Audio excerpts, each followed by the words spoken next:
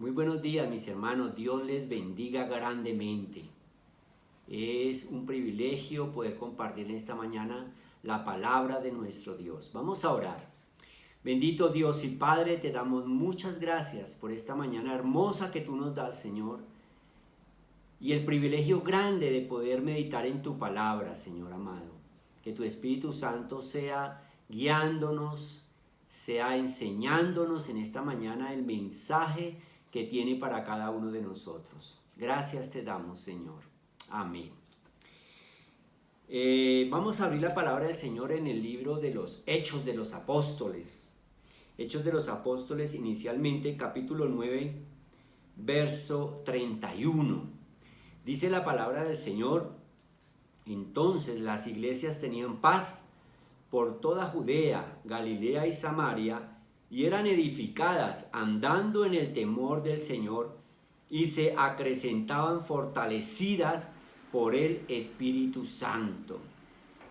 Recordemos nosotros que lo que estaban viviendo esa iglesia primitiva tenía que ver con el testimonio de Jesús. Era desafiante, desafiaba sus creencias, desafiaba sus costumbres, desafiaba sus intereses políticos, económicos, y veían ese testimonio de Jesús como un peligro para la comunidad, tanto para los judíos como también para los romanos. ¿Y cuál era la reacción que había de parte de ellos? Pues una reacción violenta, de ira, de oposición, de maltrato, y así vivieron en ese primer siglo. Pero démonos cuenta que nos dice la palabra de Dios, entonces las iglesias tenían paz. Entonces las iglesias tenían paz, dice Lucas, por toda Judea, Galilea y Samaria, y eran edificadas, andando en el temor del Señor, y se acrecentaban fortalecidas por el Espíritu Santo. Era una iglesia próspera, pero hablan de una paz en medio de toda esa clase de situaciones. Ellos veían la paz no como el mundo la ve, el hombre la ve, que es no tener aflicción. No, la paz que ellos sentían y experimentaban esta iglesia del primer siglo era una paz que sobrepasa todo entendimiento, y era la tranquilidad y la paz que sentían en medio de las aflicciones, no carencia de aflicciones, sino en medio de las aflicciones. Y nuestra pregunta es, oiga, si en tantas aflicciones que vivieron tenían paz, y era una iglesia tan próspera, ¿qué era lo que hacían? ¿Qué era lo que tenían en su cabeza? Y eran acechados. Recordemos nosotros en el capítulo 12 de Hechos, cómo el rey Herodes, ¿sí?, dice que echó mano a algunos de la iglesia para maltratarles, y mató a espada a Jacobo, hermano de Juan. No era una situación fácil. Recordemos más adelante en el capítulo 16, en el capítulo 16 del verso 19 en adelante, cómo Pablo y Silas fueron puestos presos después de haberles azotado con varas. Entonces pudieron sobrellevar toda esta clase de situaciones y salir adelante, y poder decir que esa iglesia perseguida, maltratada de primer siglo fue una iglesia próspera y bendecida. Dio frutos, y parte de los frutos de esa iglesia ha llegado a nuestros días. Somos nosotros que conocimos la palabra de nuestro Dios. Pasaron tribulaciones, pero salieron adelante. Pasaron angustias, pero salieron adelante. Hoy quiero compartir con ustedes qué motivó a esa iglesia, qué era lo que ellos hacían para poder sobrellevar estas situaciones con gozo y con alegría. No era una carga para ellos. Amados hermanos, estamos pasando situaciones difíciles por esta pandemia. Hay mortandad, hay escasez económica, hay enfermedad, hay mezquindad, hay muchas cosas que han aflorado a través de esta pandemia. Hay maltrato familiar, sale uno a las calles y siente ese ambiente de inseguridad. Pero no era menos lo que estaban pasando los discípulos del Señor, su iglesia, y salieron adelante, salieron victoriosos. Vamos a mirar entonces qué era lo que los motivaba, a ver si eso también nos puede motivar a nosotros en medio de este tiempo para poder sobrellevar todo esto y salir adelante, crecer, prosperar y sentir paz aún en medio de estas dificultades y de estas adversidades. Entonces, primera medida, partimos de Hechos capítulo 1 verso 8, que es ese mandato que el Señor les da a sus discípulos antes de ascender al cielo. Les dice: pero recibiréis poder cuando haya venido sobre vosotros el Espíritu Santo, y me seréis testigos en Jerusalén, en toda Judea, en Samaria y hasta lo último de la tierra. Y ahí parte nuestra charla en esta mañana. Dos aspectos de los cuales el Señor Jesús les dijo directamente a sus discípulos. Primero, era que recibirían poder cuando llegara el Espíritu Santo sobre ellos. Y segundo, que fueran testigos. ¿De quién? De las obras del Señor Jesucristo. ¿En dónde? En Jerusalén, en Judea, en Samaria y hasta lo último de la tierra. ¿Qué podemos decir nosotros de ese primer elemento que es la llegada del Espíritu Santo y que recibirían poder? Llegó el Espíritu Santo, permanecieron en Jerusalén y llega el Espíritu Santo, que es lo que nos relata el capítulo 2 de Hechos de los Apóstoles. Y recibiréis poder, sí, recibieron poder para hablar del Señor Jesucristo, poder para compartir su palabra, poder para mantenerse firmes en medio de las aflicciones. Y algo especial también que ellos recibieron y entendieron en la llegada del Espíritu Santo es que ese Espíritu Santo, la persona del Espíritu Santo, obraba en ellos. Tenían ellos que estar en la presencia de Dios. Se comunicaban con el Espíritu Santo. Era una relación muy estrecha entre esta iglesia del primer siglo y el Espíritu Santo. Y eso marcó la diferencia y marca la diferencia. En el capítulo 16 de los Hechos de los Apóstoles dice: y atravesando Frigia y la provincia de Galacia, les fue prohibido por el Espíritu Santo hablar la palabra en Asia. Les fue prohibido por el Espíritu Santo. El Espíritu Santo les hablaba y ellos entendían, escuchaban, que era lo que el Espíritu Santo les estaba diciendo, y además de que le escuchaban, obedecían. Y más adelante dice: y cuando llegaron a Misi, intentaron ir a Bitinia, pero el Espíritu no se los permitió. Qué estrecha relación, comunión que tenían ellos con el Espíritu Santo. Partieron de ese Hechos 1:8, que fue lo que el Señor Jesús les dijo. Pero también les dijo que fueran testigos. Y era la misión. Y ellos aceptaron esa misión y tenían clara cuál era esta misión. De ser testigos. Testigos de Jesucristo, de su obra, de su muerte, pero también de su resurrección.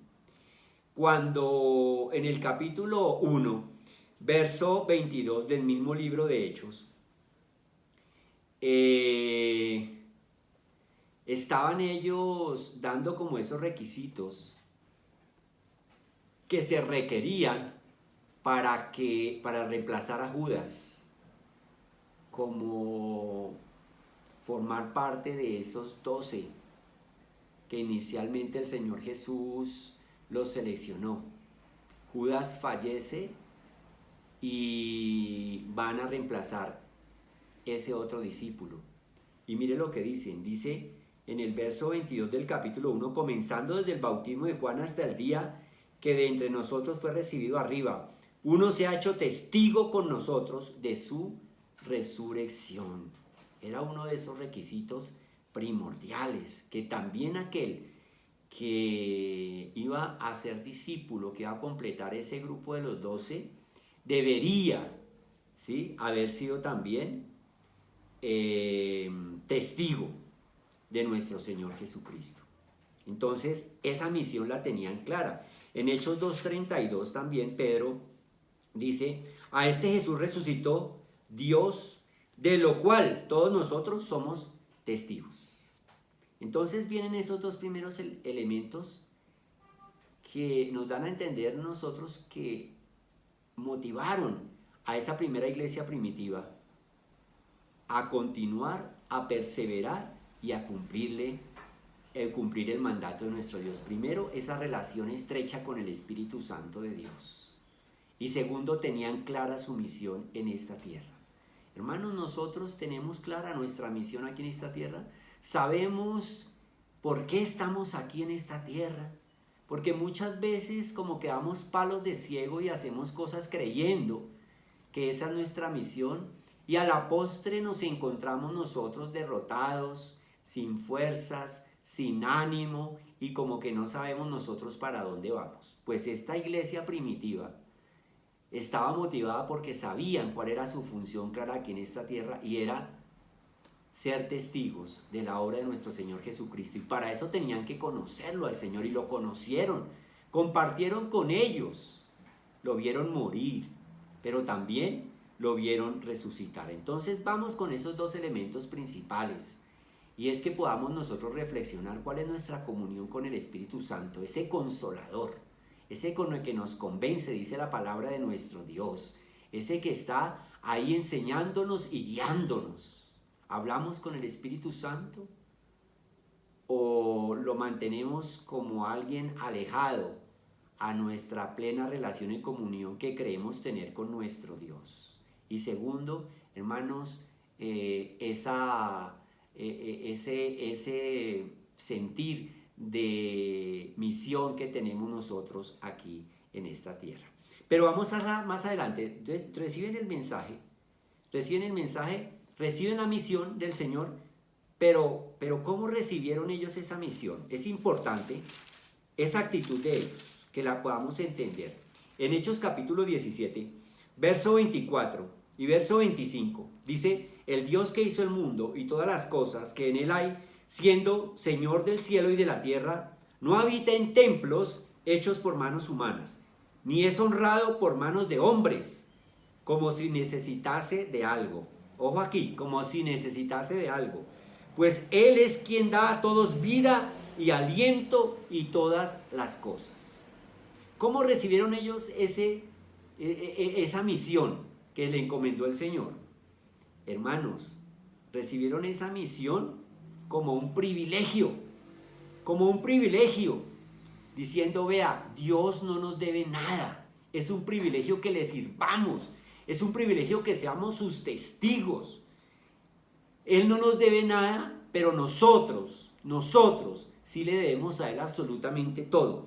¿Por qué? Porque como lo dice, Él es quien da a todo la vida y aliento y todas las cosas. No se sale absolutamente nada de lo que nosotros tenemos. Nos da la vida, nos da el aliento y nos da todas las cosas. Qué hermoso es que nosotros podamos recibir ese mandato que cumplieron esa iglesia de primer siglo, también con gozo y con alegría frente a ser testigos de nuestro Señor Jesucristo, de la obra que ha hecho en cada uno de nosotros y sigue haciendo permanentemente, constante, dinámica es esa obra en cada uno de nosotros. Pero debemos recibirlo así. Muchas veces como que pensamos que hacemos es un favor al Señor cuando asistimos a la iglesia, cuando nos conectamos a nuestras reuniones, cuando vamos a la oración. No, es un privilegio que nos haya escogido a nosotros para ser parte de ese grupo selecto de testigos de la obra de nuestro Señor Jesucristo. Hermanos, cuando nosotros asimilamos esa misión que Él nos da en esa forma, pues vamos a ser gozosos porque sabemos que lo que estamos haciendo está agradando a Dios. Y no es el pago por lo que Él nos deba a nosotros. Es el privilegio, es su misericordia los que nos tiene a nosotros compartiendo su preciosa palabra del Señor. Entonces, reciben esa misión como un privilegio servir en la obra de nuestro Dios. Tercer aspecto que quiero compartir es que ellos no se dejaron distraer de la misión encomendada. No se dejaron distraer de la misión encomendada. ¿Y qué reto es ese para nosotros en este tiempo en que hay mucha distracción, en que el mundo coloca un mundo de cosas para que nosotros desviemos nuestra mirada de la obra que el Señor nos ha encomendado a nosotros? No perdamos de vista el entorno, el ambiente en que ellos estaban, un ambiente peligroso, un ambiente hostil, un ambiente de maltrato, un ambiente de menosprecio y sobre todo un ambiente de muerte, Pero ellos no se dejaron distraer de eso. ¿Cómo respondieron ellos? Ellos siempre respondían ante la amenaza, ante la persecución y ante la muerte con oración, pidiendo denuedo para que ellos pudieran seguir predicando a Jesucristo. Y también vemos nosotros que ellos pedían que se dieran las sanidades y se dieran las señales y los prodigios mediante el nombre de nuestro Señor Jesucristo. ¿Cómo afrontaban ellos? ¿Cómo no dejaban distraerse ellos? A través de la oración, a través del pedir porque pudieran llevar el mensaje de salvación y porque se dieran señales y prodigios que acompañaran a esa predicación que exaltaba el nombre de nuestro Dios. Qué hermoso es lo que ellos pedían y en lo que retomaban fuerzas. Recordamos que en el primer punto vimos el Espíritu Santo, pero había algo también especial que les daba esas fuerzas para seguir adelante y era ese creer en la soberanía preciosa de nuestro Dios. Si miramos nosotros en el capítulo 4, verso 23, ¿sí? Cuando previo habían maltratado a Pedro y a Juan y los soltaron, puestos en libertad fueron a donde estaba su iglesia, a donde estaban los hermanos y fueron a orar, ¿sí? Pero me llama mucho la atención, dice, y ellos habiendo oído alzaron unánime la voz a Dios y dijeron: soberano Señor, tú eres el Dios que hiciste el cielo y la tierra y el mar y todo lo que en ellos hay, que por boca de David tu siervo dijiste: ¿por qué se amontinan las gentes y los pueblos piensan cosas vanas? Se reunieron los reyes de la tierra y los príncipes se juntaron en uno contra el Señor y contra su Cristo. ¿Qué estaban trayendo ellos? Hermanos, ellos estaban trayendo el Salmo 2. El Salmo 2, ¿sí? Y en el Salmo 2 dice: ¿por qué se amotinan las gentes y los pueblos piensan cosas vanas? Se levantarán los reyes de la tierra y príncipes consultarán unidos contra Jehová y contra su ungido, diciendo: rompamos sus ligaduras y echemos de nosotros sus cuerdas. El que mora en los cielos se reirá, el Señor se burlará de ellos. Luego hablará a ellos en su furor y los turbará con su ira. Pero yo he puesto mi rey sobre Sión, mi santo monte. Hermanos, démonos cuenta que el gozo de ellos en medio de la tribulación era el saber que su Dios era soberano. Y hoy el gozo que nos da a nosotros en medio de todas estas situaciones que vivimos es que nuestro Dios es soberano y sigue siendo soberano.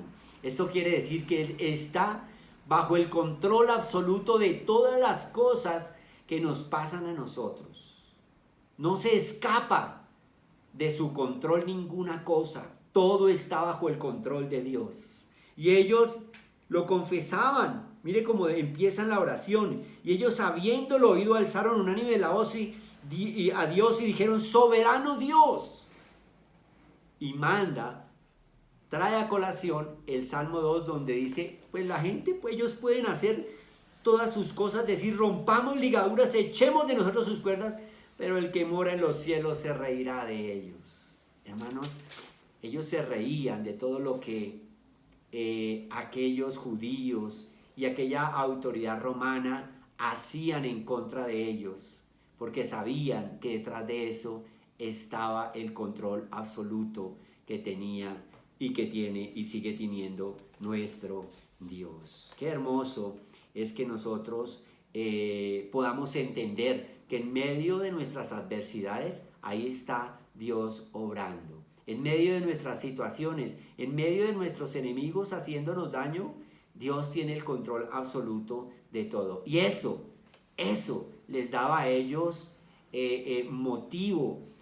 Ellos se motivaban, ellos confiaban en esto, sabiendo que ellos no estaban solos, sino que cualquier cosa que les sucediera a ellos, así fuera maltrato o hasta la muerte, Dios estaba en control absoluto de todo eso.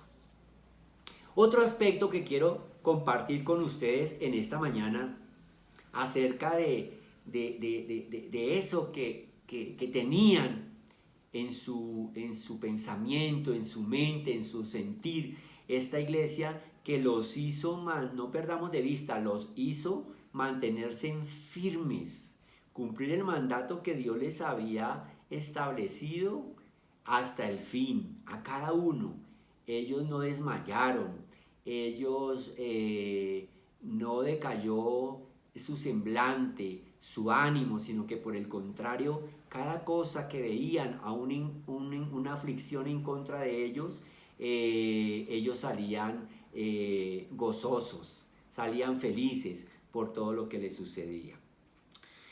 Hermanos, otro aspecto, ellos tenían la visión del reino. Ellos tenían la visión del reino. Y esa es una visión de eternidad. Ellos sabían que el tiempo aquí en esta tierra que pasaban era muy corto frente a toda una eternidad. Qué hermoso que nosotros podamos tener también esa visión de reino, esa visión de eternidad. Y vamos a mirar un poquito más detallado qué era lo que significaba para ellos esa visión de reino, esa visión de eternidad. En Hechos capítulo 14, verso 19 en adelante, Pablo está diciendo: entonces vinieron unos judíos de Antioquía y de Iconio que persuadieron a la multitud, y habiendo apedreado a Pablo, le arrastraron fuera de la ciudad pensando que estaba muerto. No perdamos esa situación. Recordemos que ese era el ambiente en que ellos vivían. Era un ambiente hostil. Entonces lo apedrearon y lo arrastraron. Ya pensaron que estaba muerto. Pero rodeándole los discípulos se levantó y entró en la ciudad. Y al día siguiente salió con Bernabé para Derbe. Y después de anunciar el evangelio a aquella ciudad y de hacer muchos discípulos, volvieron a Listra, a Iconio y a Antioquía, confirmando los ánimos de los discípulos, exhortándoles a que permaneciesen en la fe y diciéndoles: es necesario que a través de muchas tribulaciones entremos en el reino de Dios. ¿Qué diciente es esto? Démonos cuenta que estaba en Antioquía, vinieron unos judíos de Antioquía y de Iconio, persuadieron a la multitud, apedrearon a Pablo y lo arrastraron. Pensaron ya que estaba muerto. ¿Cómo sería esa actitud de toda esta muchedumbre lanzándole piedras hasta que él quedó como si estuviera muerto. Y dice que lo arrastraron. Tremenda situación, tremenda situación. ¿Y cuál es la actitud de Pablo? Levantarse, ¿sí? Entró en la ciudad y al día siguiente salió con Bernabé para Derbe, y después de anunciar el evangelio a aquella ciudad y hacer muchos discípulos, volvieron a Listra, a Iconio y Antioquía. Continuó su camino y les animó diciéndoles: a través de muchas tribulaciones, ¿sí?, es necesario que a través de muchas tribulaciones entremos en el reino de Dios. No importa las tribulaciones para ellos. No importa que le hubieran apedreado, no importa que lo hubieran arrastrado, no importa que lo hubieran dejado casi muerto. Ellos tenían una visión de reino, que su ciudadanía no estaba aquí en esta tierra, sino que su ciudadanía estaba en la presencia de nuestro Dios. Y mire lo que también les decía en Romanos capítulo 8, verso 18. Dice: pues tengo por cierto que las aflicciones del tiempo presente, entendámoslo, mis amados hermanos, las aflicciones del tiempo presente, no creamos que era solamente para ese tiempo en que estaban viviendo ellos, sino es para hoy, para nuestro tiempo. Pues tengo por cierto que las aflicciones del tiempo presente no son comparables con la gloria venidera que en nosotros ha de manifestarse. Qué hermoso, hermanos. Eso es tener mentalidad de reino. Eso es mentalidad, tener de vida eterna. No importa lo que pasemos aquí en esta tierra, ¿sí? No importa cuán grandes dificultades podamos pasar. No importa que esta epidemia, esto que estamos viviendo, sea grande y nos afecte en gran manera. ¿Por qué? Porque estas aflicciones no son comparables con la gloria venidera que en nosotros ha de manifestarse. Qué hermoso es esto. Y es para que lo tengamos en cuenta cuando en este tiempo que estamos viviendo, ¿sí? Démonos cuenta que venimos de que Pablo les está manifestando a ellos, ¿sí? Volvámoslo a leer, que es muy hermoso. En Hechos capítulo 14, ¿sí? Es necesario que a través de muchas tribulaciones entremos en el reino de Dios, ¿sí? Es necesario, dice. O sea, es inevitable que tengamos tribulaciones, pero bueno, hacen parte de nuestro transcurrir por esta tierra, ¿sí? Y hace parte de nuestra entrada al reino de Dios. Pero esas tribulaciones, esas aflicciones de este tiempo presente no son comparables en nada con la gloria venidera, con lo que nos espera a nosotros y que ha de manifestarse. Eso nos llena de aliento, mis hermanos. Eso nos ayuda a mirar hacia arriba. Eso nos ayuda a dejar de mirar hacia adentro nuestra aflicción y como que nos encerramos en lo que está sucediendo y no le vemos salida. Y por eso no hay ánimo, no hay gozo, no hay alegría. Pero eso que estos discípulos sentían, ellos veían más allá de lo que estaba sucediendo. Y qué hermoso es poder ver más allá de lo que está sucediendo el día de la mañana. Y no solamente el día de mañana, sino esa gloria venidera que esperamos nosotros se manifieste en cada uno de nosotros para la gloria de nuestro Dios. Y por eso decía, miren, no se aflijan. Esto que nos sucede no es nada comparable con eso que vamos a recibir nosotros. La gloria venidera que se ha de manifestar en cada uno de nosotros. Qué hermoso es que podamos nosotros en este día en que muchas veces miramos hacia los lados y no encontramos como un refugio, como una salida a lo que podamos estar pasando. Y muchas cosas han pasado y son muy difíciles y son muy duras. son tremendamente duras. Pero hoy la palabra del Señor nos está diciendo, oye, esas aflicciones por las que estás pasando no son comparables con lo que vas a recibir si permaneces fiel a mí. Si te mantienes firme, si cumples esa misión por la cual yo te he enviado a esta tierra, si permaneces fiel a Cristo y a su preciosa palabra. ¿Qué más vemos nosotros en ese sentir de reino, en ese sentir de eternidad? En Hechos capítulo 5, verso 41 y verso 42, dice la palabra del Señor, hablando de quiénes, hablando de Pedro y Juan. Dice, y ellos salieron de la presencia del concilio gozosos de haber sido tenidos por dignos de padecer afrenta por causa del nombre. Gozosos de haber sido tenidos por dignos de padecer afrenta por causa del nombre. ¿Y qué hicieron? Que esta es la constante, y todos los días en el templo y por las casas no cesaban de enseñar y predicar a Jesucristo. Hermanos, eso es mentalidad de reino.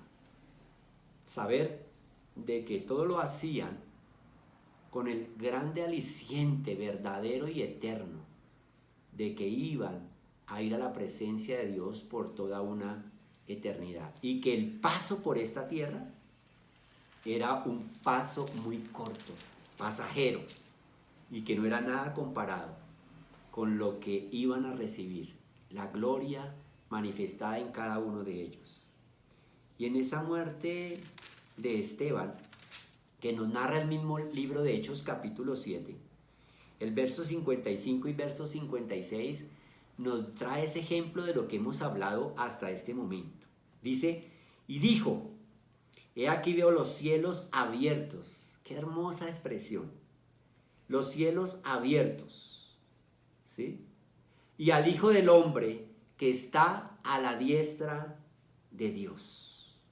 Entonces ellos, dando grandes voces, se taparon los oídos y arremetieron a una contra él, y echándole fuera de la ciudad, le apedrearon, y los testigos pusieron sus ropas a los pies de un joven que se llamaba Saulo, y apedreaban a Esteban mientras él invocaba y decía, Señor Jesús, recibe mi espíritu. Y puesto de rodillas, clamó a gran voz, Señor, no les tomes en cuenta este pecado. Y habiendo dicho esto, durmió. Eso es mentalidad de reino, y ellos lo tenían. Hermano, en este tiempo hay que tener esa mentalidad de reino, mentalidad de vida eterna, que si bien pasamos situaciones de adversidad aquí, en esta tierra, vamos a recibir una manifestación de la gloria de nuestro Dios para cada uno de nosotros, si nos mantenemos firmes. Démonos cuenta que él fue sacado para apedrearlo y para asesinarlo, y lo apedrearon y lo asesinaron, ¿sí? Pero no vemos nosotros queja en él porque lo estaban apedreando, simplemente estaba diciendo lo que estaba viendo. Veo los cielos abiertos y a Jesús que está a la diestra de Dios, aquel que él había enseñado, aquel en quien él había servido, había hablado de Jesús, y ahora ya moribundo está viendo a Jesús cuando ve ese cielo abierto. Ese era el gozo que tenían ellos, y es el gozo que Dios quiere colocar en nuestras vidas en esta mañana. El saber que un día esos cielos se van a abrir para nosotros y vamos a ver a nuestro Señor Jesús, así como lo vio también Esteban. Y ya para terminar, podemos decir que esa iglesia del primer siglo cumplió, mis amados hermanos, cumplió cabalmente. no se dejaron amedrentar. Vamos a hacer un repaso. Primero oyeron esa voz de Jesús, lo que les manifestó en Hechos 1:8. Recibieron el Espíritu Santo, tuvieron una estrecha relación con el Espíritu Santo, conocieron claramente cuál era su función aquí en esta tierra, era ser testigos del Señor. Recibieron esa comisión, ese mensaje con una actitud de privilegio, sabiendo que era un privilegio servir a Dios y que Él no nos debe absolutamente nada, sino que nosotros le debemos a Él todo. No se dejaron distraer de la misión encomendada. Por más de que había tribulación, por más de que había persecución, maltrato y muerte, lo que hacían ellos era orar. Orar para que Dios les diera el denuedo de seguir hablando la palabra de Dios, y orar para que esa predicación fuera respaldada con señales y milagros. Ellos tenían también esa visión de reino, esa visión de eternidad, que el paso por esta tierra y las aflicciones por esta tierra no eran comparadas con la gloria venidera. Y vimos nosotros cómo Esteban, en medio de que lo estaban maltratando, en medio de que lo estaban asesinando, vio a Jesús. Se abrieron los ojos y vio a Jesús. Ese era el aliciente para ellos y ese era el aliciente para nosotros. Hermanos, este tiempo es corto. Este tiempo es corto frente a una eternidad. Vale la pena cumplir la misión por la cual Dios nos ha encomendado que estemos aquí en esta tierra. Seamos testigos. Pero para ser testigos, como en otra reunión anterior aprendíamos, tenemos que conocer al Señor. Así como Pablo lo manifestó. Esa carrera era adquirir el conocimiento. Dejo atrás las cosas y voy hacia adelante. Hermanos, ellos cumplieron. Esa iglesia cumplió. Y podremos hacer cada uno de nosotros un balance a ver si nosotros estamos cumpliendo. Si nosotros estamos asimilando esa misión que el Señor nos dejó a nosotros de una manera verdadera, no dejándonos distraer por lo que el mundo quiere colocar frente a nosotros, mirando a nuestro interior o mirando hacia la eternidad, hacia lo que nos espera a nosotros. Y démonos cuenta que dice que fueron maltratados y salieron gozosos de haber sido maltratados. Y siguieron hablando. Y todos los días lo hacían. En el templo y por las casas. No cesaban. ¿Será que esto lo estamos haciendo nosotros, mis amados hermanos? Es un llamado. Dice Hechos capítulo 4, verso 18 en adelante. Leámoslo. Dice: a Pedro y a Juan, y llamándolos les intimaron que en ninguna manera hablasen ni enseñasen en el nombre de Jesús. Mas Pedro y Juan respondieron diciéndoles: juzgad si es justo delante de Dios obedecer a vosotros antes que a Dios. Porque no podemos dejar de decir lo que hemos visto y oído. No podemos dejar de ser testigos de Cristo. Y hoy, qué bueno que podamos hacer un balance en nuestra vida. Y al igual que Pedro y Juan, poder decir: no podemos dejar de ser testigos de Cristo. No podemos dejar de hablar de Cristo. No podemos dejar hoy nosotros de buscar a Cristo y conocerlo. Y llevar a otros para que abran su corazón y también lo conozcan. Y les sirvan. Y lo compartan a todas las personas que están a su alrededor, tal como lo hizo esta iglesia. Hermanos, esa aflicción no acabó con la iglesia de Cristo. Y esta aflicción por la cual estamos pasando no va a acabar también con la iglesia de Cristo. Por el contrario, nos vamos a fortalecer. Y vamos un día a ver esos cielos abiertos y a ver a Cristo sentado a la diestra del Padre. Vamos a orar. Bendito Dios y Padre, te damos muchas gracias por este tiempo hermoso y por este reto que nos dejas en esta mañana, Señor amado. O nos sentimos destruidos y desmayar, o vemos con los ojos que vio esta iglesia primitiva ese tiempo de angustia y tribulación y salieron adelante y victoriosos, Señor amado. Que esto que motivó a ellos, el Espíritu Santo, la misión encomendada, Señor bendito, el no dejarse en distraer, el mirar a la eternidad, el cumplir cabalmente esa misión, sea lo que también nos motiva en esta mañana para seguir adelante, Señor del cielo. Porque hay que seguir adelante. Ese es tu llamado, Señor, en esta mañana. Hay que seguir adelante, Señor. Gracias por tu palabra.